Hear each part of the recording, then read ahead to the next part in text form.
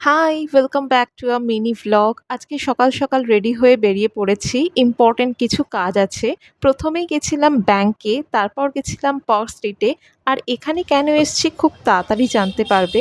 যদি কেউ গেস করতে পারো অবশ্যই কমেন্টে জানিও। দেন ওখান থেকে নিউ মার্কেটের দিকে এসছিলাম। আর এখানে মেবলিনের একটা ওয়ার্কশপ চলছিল। সবাইকে ওরা সাজেস্ট করছিল ফ্রি অফ কস্টে একটা মেকওভার নেওয়ার জন্য। আর মেবলিনের প্রোডাক্ট পারচেস করলে ছিল প্রচুর ডিসকাউন্ট। বেসিক্যালি ওদের মার্কেটিংয়ের জন্যই এই ওয়ার্কশপটা ওরা করছে। তো যাই হোক, ভালো একটা এক্সপিরিয়েন্স হলো। সবশেষে আমরা চলে এলাম লাঞ্চ করতে। এখন প্রায় 4টে মতো বাজে।